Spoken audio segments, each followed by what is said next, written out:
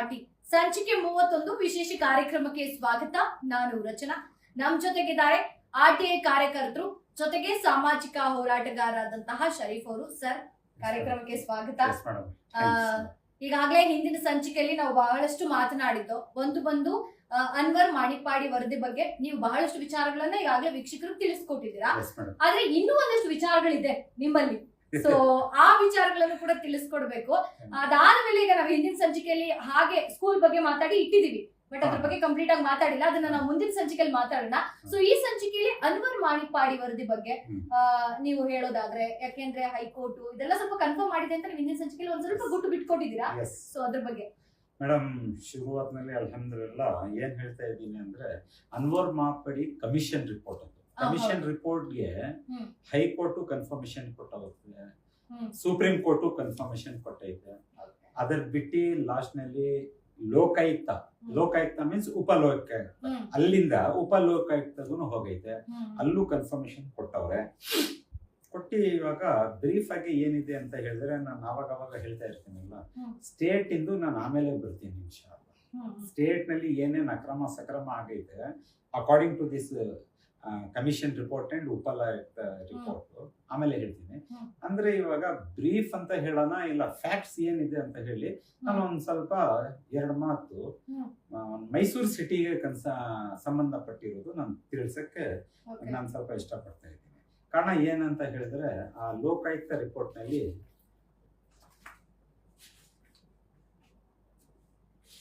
ಸ್ಕೂಲ್ದು ಹುದಾ public school ಅಂತ ನಡೀತಾ ಐತೆ ರಿಫೈಲ್ ಮುಸ್ಲಿಮಿನ್ ನಲ್ಲಿ.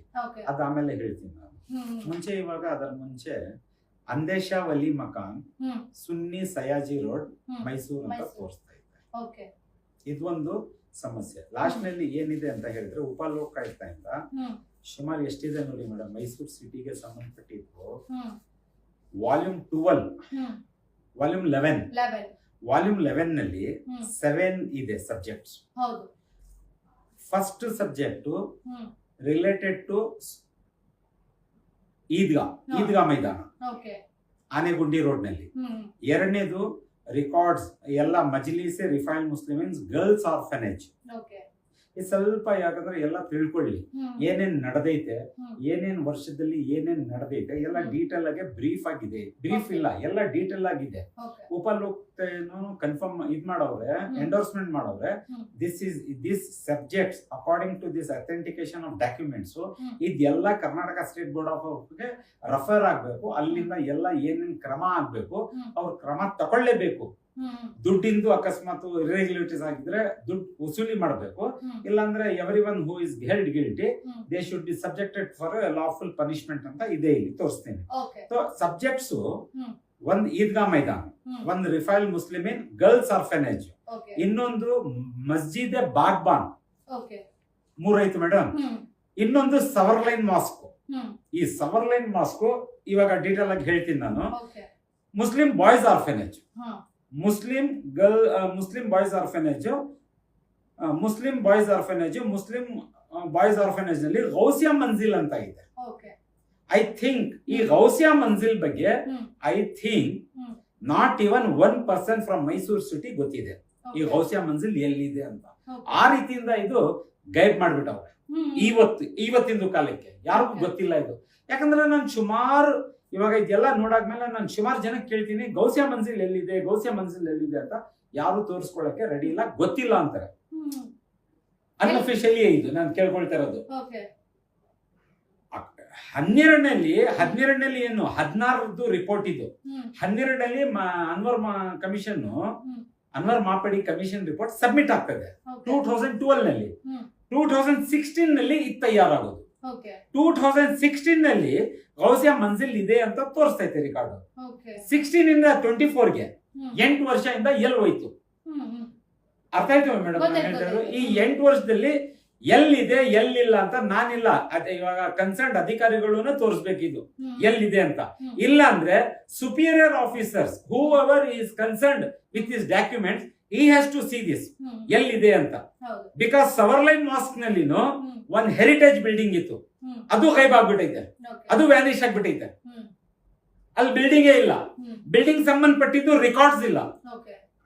ಎಲ್ಲ ವಿಚಾರಿಸ್ತೀನಿ, ಎಲ್ಲಿಂದ ಒಂದು ಮೂಲೆ ದಾಖಲೆ ತಗೊಂತೀನಿ ನಾನು. 2017 ನಲ್ಲಿ ಡೆಮಾಲಿಷನ್ ಮಾಡ್ಬಿಡ್ತಾರೆ, ಯಾರಿಗೂ ಗೊತ್ತಿರಲ್ಲ ಅದು.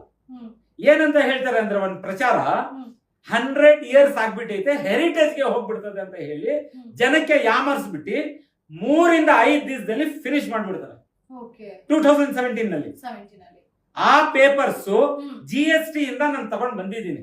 ಬಹಳ ಶ್ರಮ ಪಟ್ಟಿ ಕಷ್ಟ ಬಿದ್ದಿ ಎಲ್ಲಾ ದಾಖಲೆ ತಗೊಂಡ್ ಬರ್ತೀನಿ.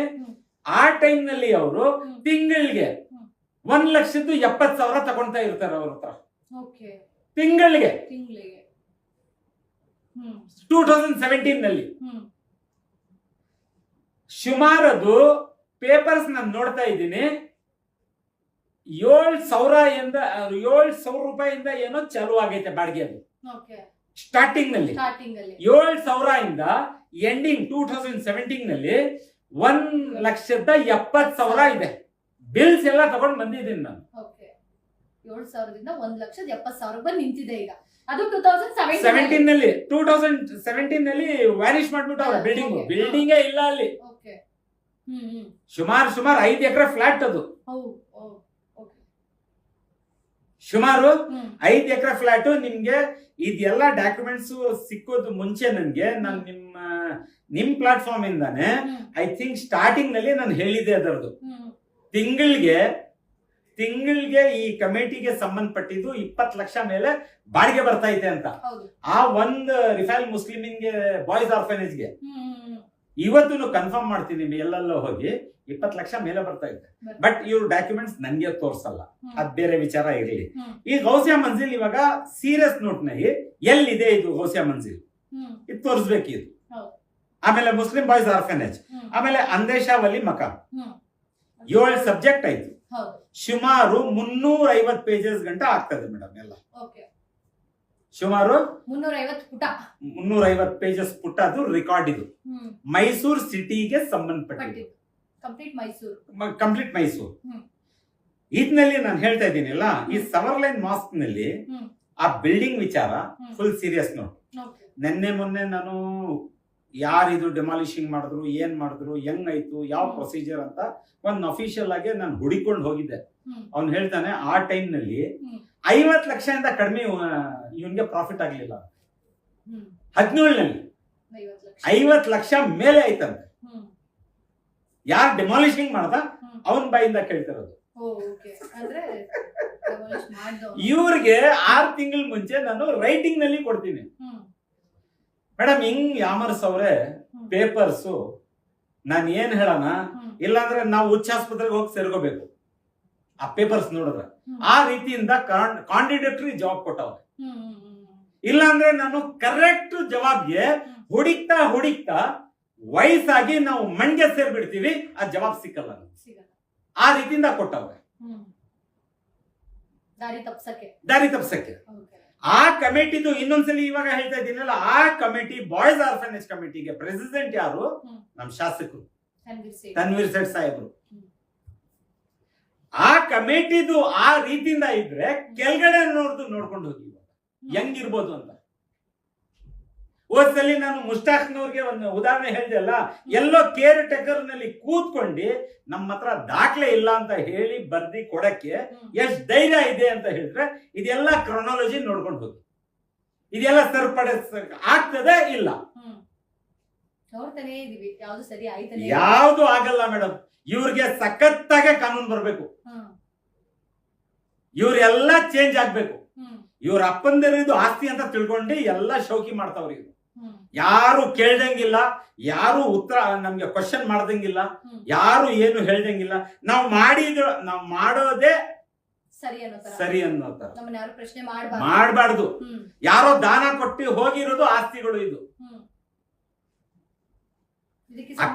ಅಕಸ್ಮಾತ್ ಇವ್ರದ್ದು ಸ್ವಂತ ಆಸ್ತಿಗೆ ಬಂದ್ರೆ ನಾನು ಮನೆಗೆ ನುಗ್ಗಿ ಹೊಡಿಲಿ ನನ್ಗೆ. ನಾನು ಹಂಗ ಹೇಳ್ತಾ ಇದ್ದೀನಲ್ಲ, ನೀವು ಕೊಟ್ಟಿರೋದು ಜಿಮ್ಮೆದಾರಿ ಮೇಲೆ ಕೂತಿರೋದು ನೀವೆಲ್ಲರೂ. ಜಿಮ್ಮೆದಾರಿಗೆ ಕೂತ್ಕೊಂಡು ಈ ರೀತಿಯಿಂದ ಆ ಗೌಸಿಯಾ ಮಂಜಿಲ್ ಹುಡುಕ್ತಾ ಇದ್ದೀನಿ. 8 ದಿವಸದಿಂದ ಗೌಸಿಯಾ ಮಂಜಿಲ್ ಕಾಣಿಸ್ತಾ ಇಲ್ಲ ನನಗೆ.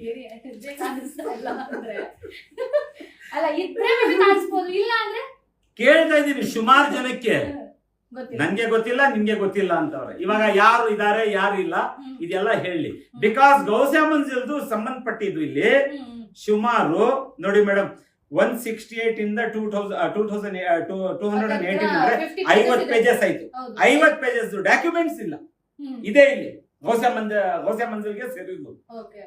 ಲೋಕಾಯುಕ್ತ ರಿಪೋರ್ಟ್ ಇದು ವಾಲ್ಯೂಮ್ 11 ನಲ್ಲಿ ಇದೆ ಅಲ್ಲ. ಹೌದು.